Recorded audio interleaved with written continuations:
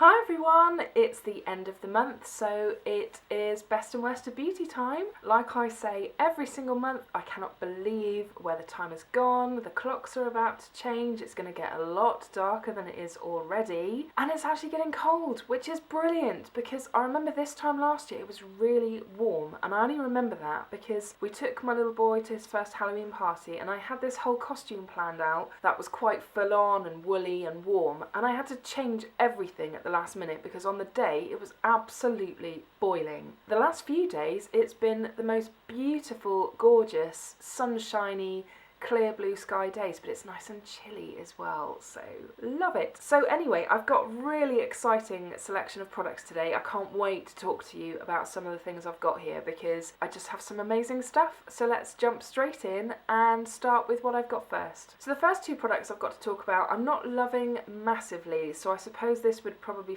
fulfill the worst of beauty. They're not terrible, but I just don't think they're that great. The first thing I've got is this from OGX, and it's their Moroccan Curling Perfection Defining Cream, and it's what I've got in my hair today.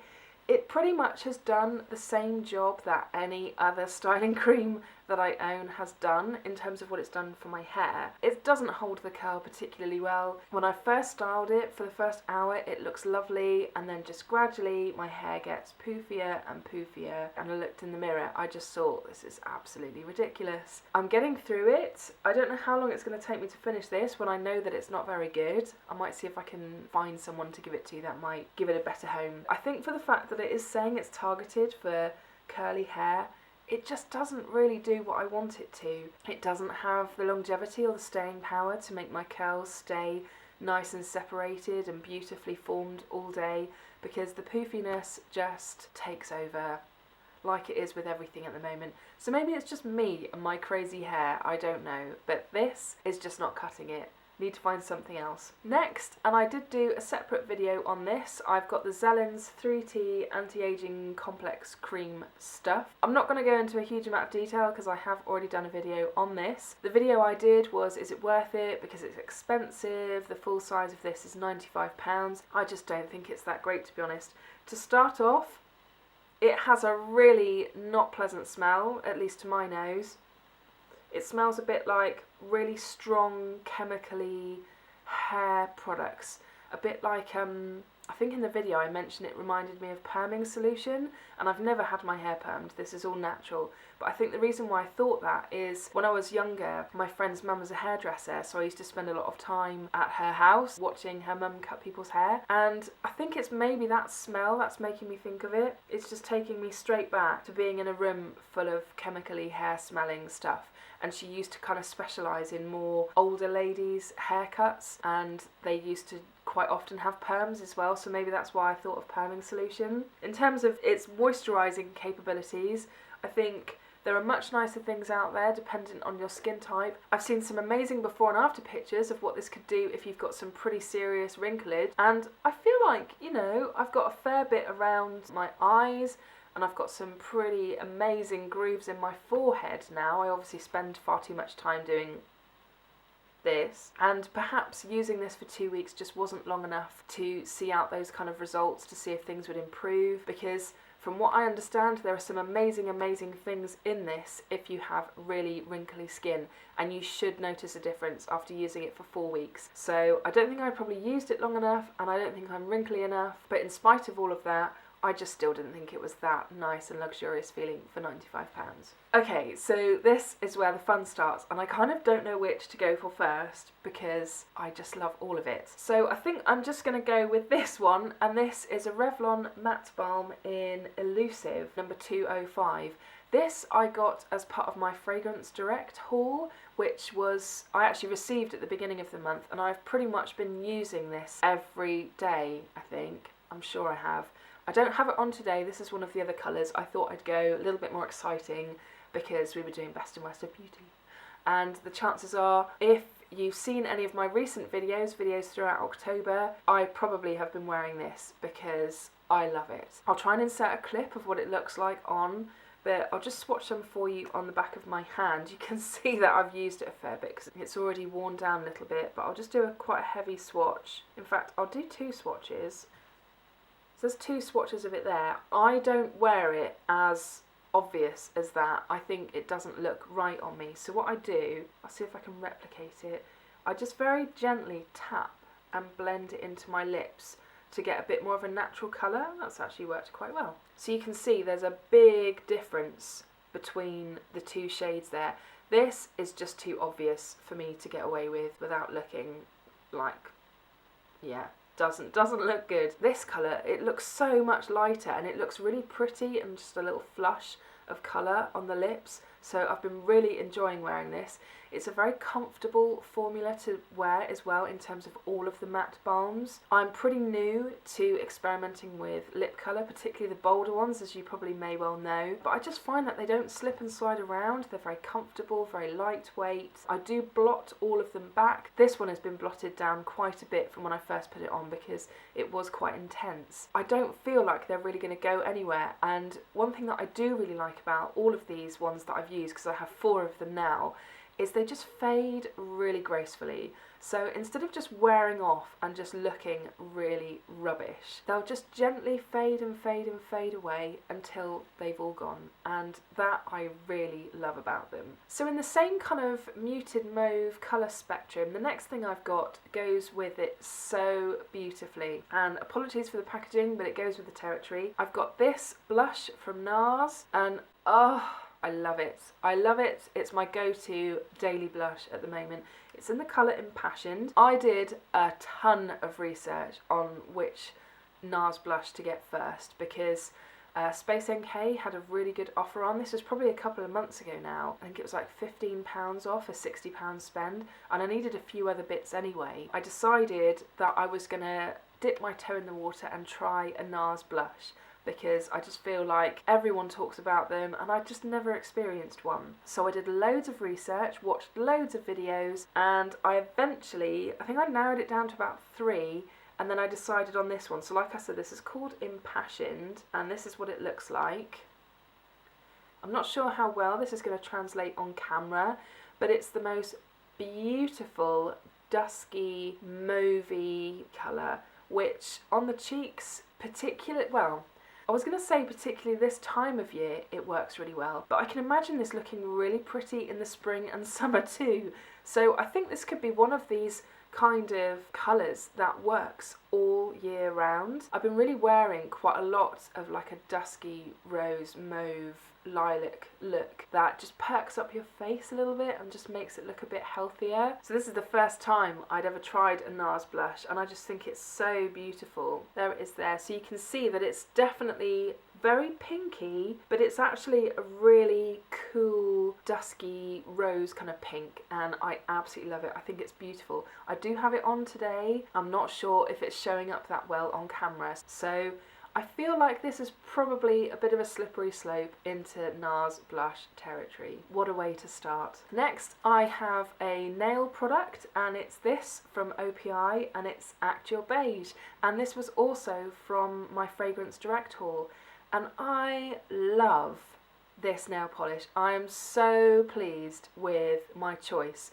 because I wanted something that would look really pretty and just give me a lovely light wash of colour that made me kind of look like I'd spent more time on my nails than I actually had, and I am so pleased with this because this is exactly what it does.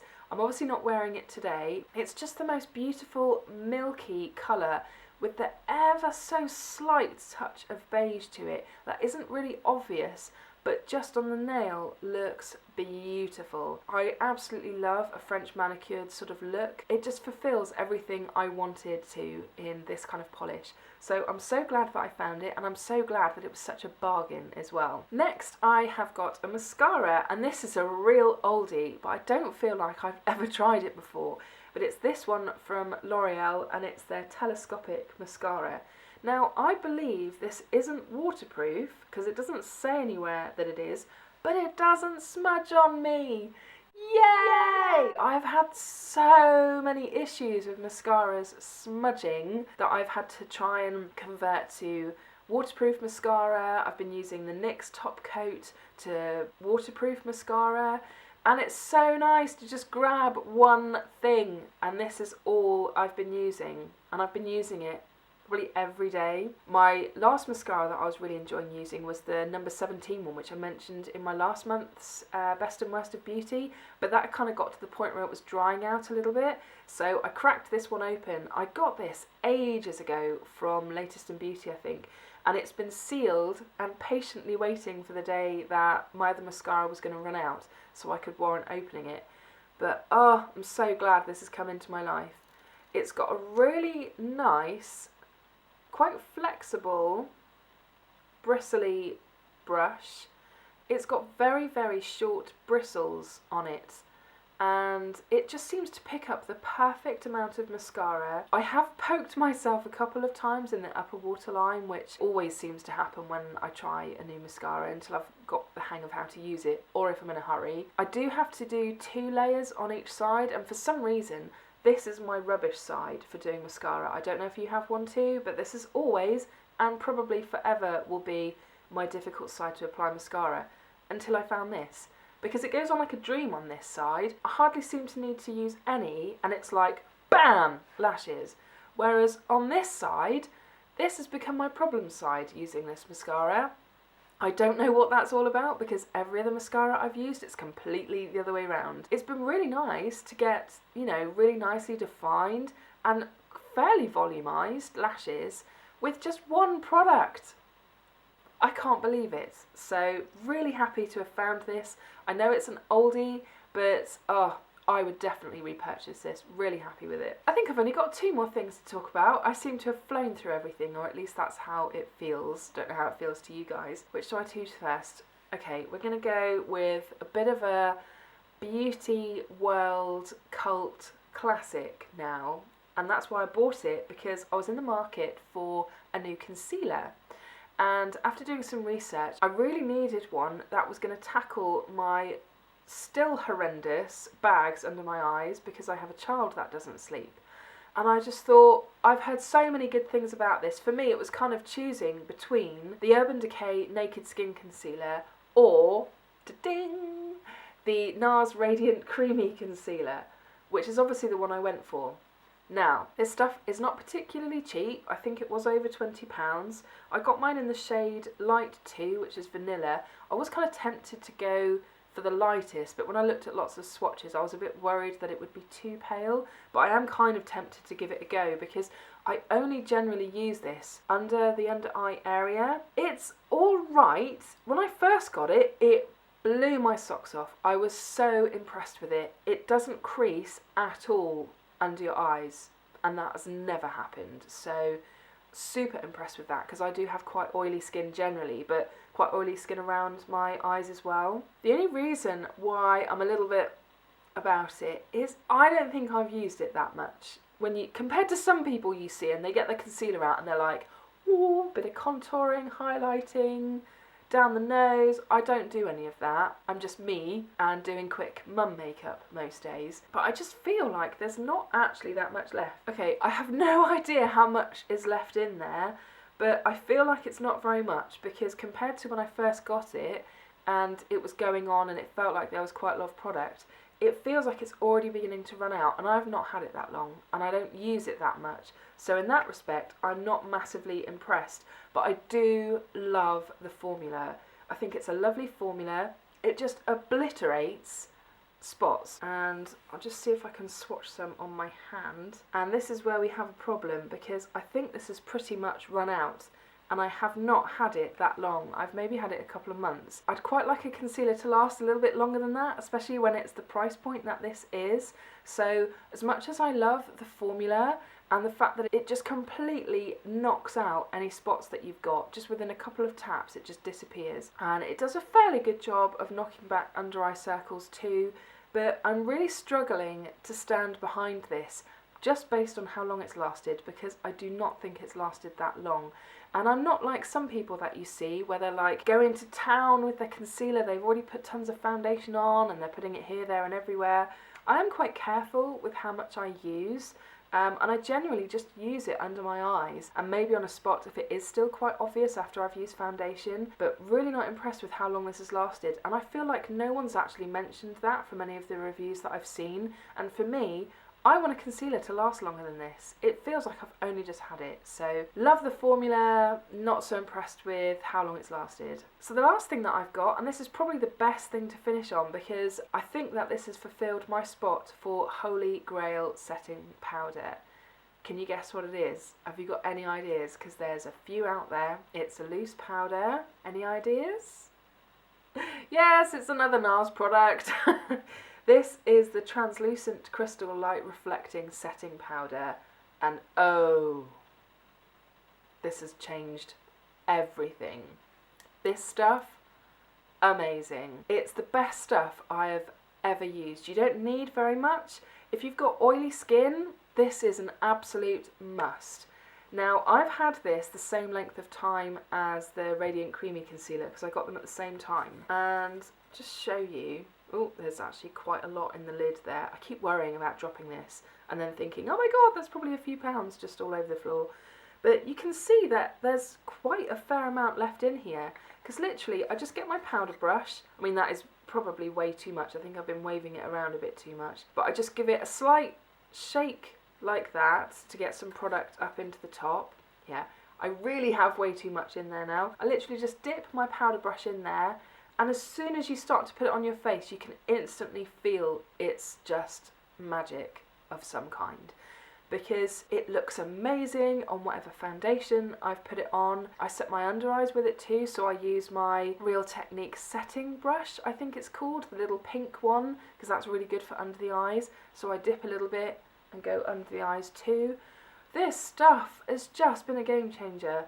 It's helped foundation last a lot longer and made me less oily as well. With some foundations that I use, putting this on too has literally meant that I've not had to blot at all or touch up my makeup all day. And that's just, what? That's just amazing. So I think it very much is a cocktail of what you've put on before foundation, what obviously foundation you've used, and then what you've used to set everything. And I think you can kind of find one Holy Grail product, but you do need to find that right cocktail of like 3 Holy Grail products.